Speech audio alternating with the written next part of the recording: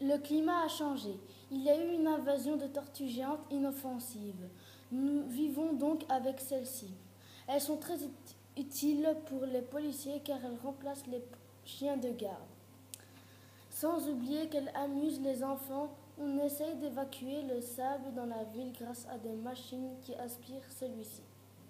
Avec tout le sable, on fabrique des vitres blindées afin de protéger les maisons. L'aspirateur 5000 est un genre de mini-aspirateur qui est accroché à la taille des tortues géantes. Le Runner 301 est un robot ultra silencieux qui aspire le sable sur les routes.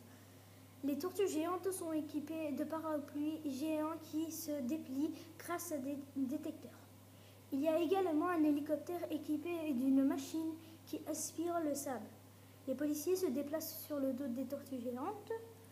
Toutes ces machines fonctionnent à l'énergie solaire.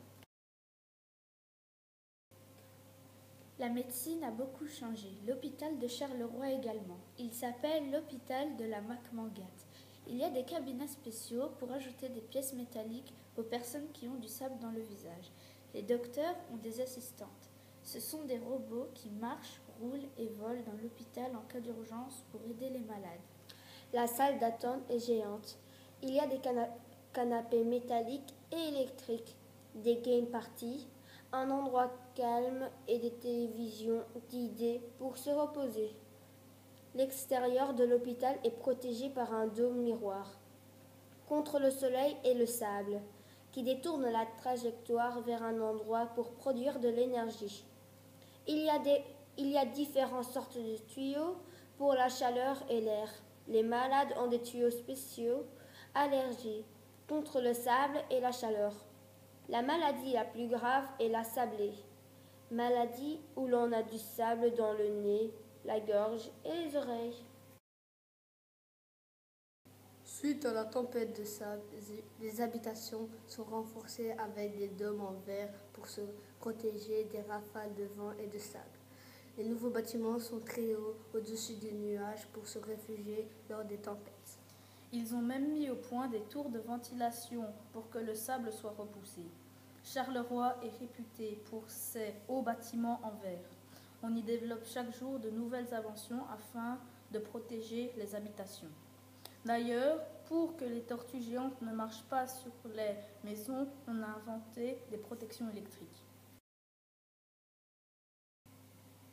Après la tempête, beaucoup de choses ont changé, notamment les transports. Les voitures sont renforcées, surtout les vitres. Les pneus possèdent des ventouses. Les motos ont également un toit qui protège le conducteur. Les pneus ont également des petits trous qui aspirent le sable afin de garantir la stabilité des véhicules. Les bus ont des vitres anti-sable et des toits renforcés pour affronter les tempêtes. Après les dégâts de la tempête, la température a beaucoup changé. On a dû changer la façon de s'habiller. On a créé des vêtements spéciaux, des chaussures flottantes pour ne pas s'enfoncer dans le sable, des shorts qui réchauffent les personnes parce qu'il fait moins de 35 degrés la nuit et qui refroidissent les personnes la journée parce qu'il fait plus de 40 degrés. On a inventé des lunettes spéciales qui protègent bien les yeux. Il y a aussi des casquettes avec des ventilateurs ultra silencieux. On a également inventé un bouclier qui se place sur le dos pour se protéger du sable comme la carapace des tortues géantes. L'agriculture a été adaptée. On conduit des tubes dans le sable pour aller planter de la nourriture. On voyage dans des autres pays pour trouver des produits rares. Seule la Belgique a été touchée par la tempête de sable. Pour obtenir de l'eau, on doit la mettre dans une machine qui s'appelle filtre l'eau. Le sable qu'on a récupéré est envoyé dans des usines qui fabriquent du verre pour la fabrication des dômes. Pour cuire les aliments, on a créé une graine de feu. Elle est petite, ronde, dangereuse pour les enfants et très très chaude quand on l'allume.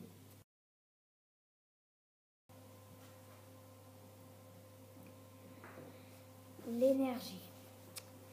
Pour se chauffer, on transforme le sable en bois. Un inventeur a eu l'idée de créer une machine qui fait du bois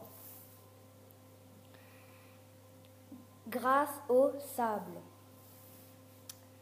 Cette machine est faite de métal solide afin que le sable ne se renverse pas.